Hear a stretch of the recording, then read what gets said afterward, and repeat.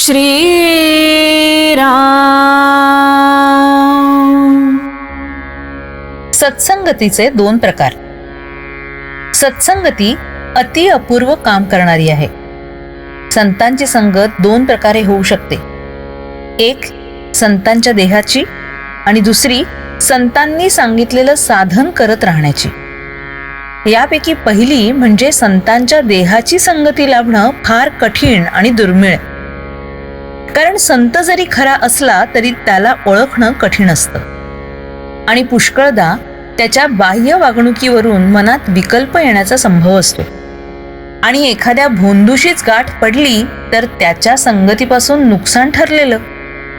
म्हणून पहिला म्हणजे संतांच्या देहाच्या संगतीचा मार्ग हा पुष्कळदा धोक्याचा ठरण्याचा संभव असतो. दुसऱ्या मार्गाने जाण्यात म्हणजे त्याने सांगितलेलं साधन करण्यात बिलकुल धोका नाही. कारण संत काय किंवा भोंदू साधू काय, कोणीही झाला तरी तो दुसऱ्याला सांगताना खरं आणि बरोबर असेल तेच सांगेल. तो भोंदू असला तरी आपला भोंदूपणा लपवण्याकरता जे बरोबर असेल तेच सांगणं त्याला जरुरीचं असतं.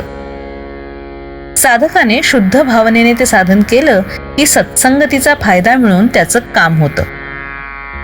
खऱ्या संताच्या देहाच्या संगतीचा लाभ जर दैववशात प्राप्त झाला तर मात्र काम बेमालूम होतं. ज्या वाहनाचा आपण आश्रय करतो त्या वाहनाचा वेग हा आपला वेग होतो.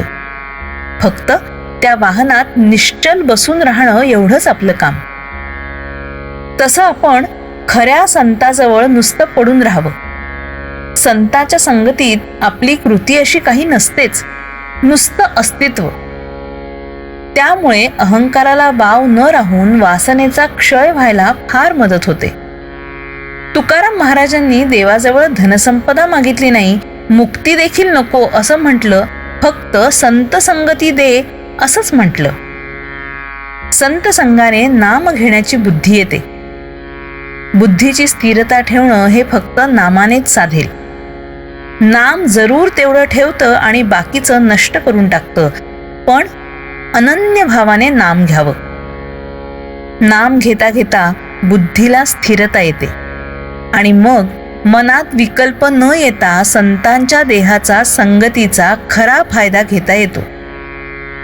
सत्संगतीत कष्टाशिवाय ईश्वर प्राप्ती होते.